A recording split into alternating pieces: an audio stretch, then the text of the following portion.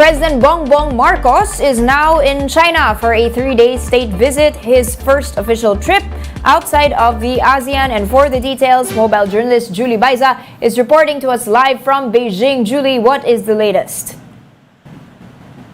Then President Bongbong Marcos will meet with 3 Chinese officials here in Beijing today. His first meeting is with Li Zhangshu, chairman of the Standing Committee of the National People's Congress. After that, Marcos Jr. will meet with Chinese Premier Li Keqiang and with his counterpart Xi Jinping at 5 p.m. The Chinese president will then host a banquet for Marcos and the rest of the Philippine delegation tonight. Due to the strict COVID-19 restrictions, Marcos Jr. will not meet the Filipino community in Beijing.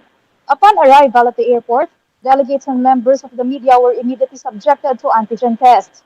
A health declaration form was also required for symptoms and possible contact with COVID-19 patients. So far, the Office of the Press Secretary said all members of the Philippine delegation tested negative.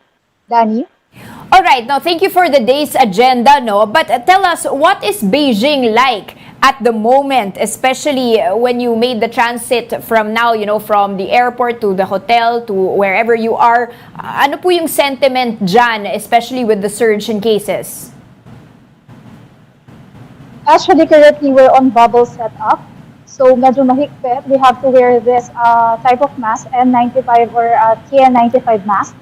And then while waiting for our antigen test, we have to wait inside our room, sinerve lang yung food. And then after, we were allowed to go out when all tested negative. And currently, the media delegation is here inside the media center.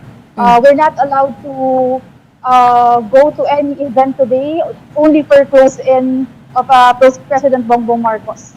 Okay, now Julie, thankfully, you've all tested negative, but in the event that someone tests positive, ano po yung protocol? Well, according to the DFA, you have to wait until mag-negative ka. So, kailangan mong maiwan dito sa Beijing and mag-isolate. Kapag nag-negative, there will be some sort of charter plane for you kasi so far medyo hindi pa malinaw kung ano yung gagawin since we're asking kung sino pa yung sasagot nga in case na merong mag-positive kasi wala ding malinaw na directive sa media delegation. All right. In terms of coverage, no, will the movements be limited to number of persons in the room and then pwede bang mag face-to-face interviews? Paano po mangyayari yun? Actually, sa lahat ng meetings ni PBBM today, close in lahat yon, allowed lang ng 1 photographer. So again, dito sa likod ko, ito yung media center. Dito lang nag-i-stay lahat ng buong media delegation. So umaalis lang yung para sa full coverage, 1 photographer per event. So sa 3 events today, 3 camera crew or photographer lang yung allowed na lumabas. And lahat sila ina-antigen test din before yung coverage nila. Sa may scheduled tomorrow na kapihan with BBM, so some sort of press conference. So doon siguro mapapayagan na makausap or makasama natin yung Pangulo. Hindi pa rin napafinalize ngayon kung paano yung magiging setup. Pero we're hoping na another hall like this kasi pwedeng mag-1 seat apart para sa mas mahigpit na COVID protocols. Okay, kapehan, pero paano magkakape na nakamask, no? What is on the agenda today?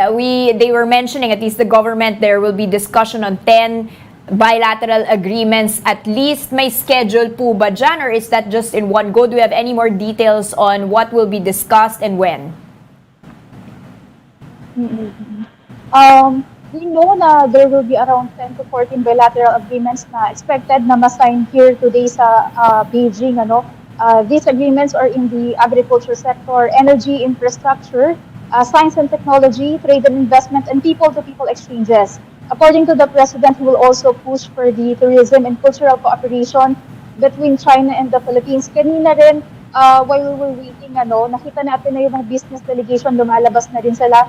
So kasama sila ng Pangulo sa iba't ibang events ngayong araw or sa pakikipag-meet doon sa 3 Chinese officials.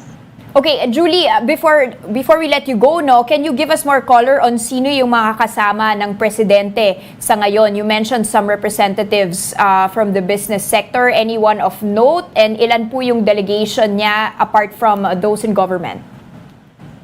currently wala tayong bilang kung ilan yung business delegation, ano.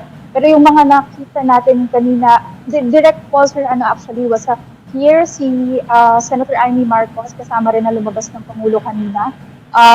Sir Wilson Flores from the Pandesal Forum, kung familiar tayo, isa siya sa mga notable na parati natin nakakasama sa media, and he said na the First Lady will have another schedule for them daw, kasabay ng activity ni BBM today. So, currently hinihingi natin yung information about the side trip, kasi parang magkahiwalay ata si First Lady and si BBM today. So, aside from that, wala pa tayong ibang nakakausap. Kanina, we had a chance pala to talk with the Philippine Ambassador here in China, and then nabigyan naman niya tayo ng konting information. So, una, na malungkot daw yung members of the Filipino community kasi hindi nila na-meet si President Bongbong Marcos. Merong ilan na konting disappointed daw. Pero kahit pa paano, masaya sila kasi special at naging bahagi yung China, itong Beijing, sa naging state visit nga, na unang state visit ng Pangulo outside Southeast Asia. So, kahit pa paano ay nabisita para din daw makita yung kanilang sitwasyon, given nga na mahigpit yung protocols and COVID restrictions dito, naiintindihan naman daw yan ng Filipino community. Correct, no? Medyo mahirap ngayon makipaghalubilo.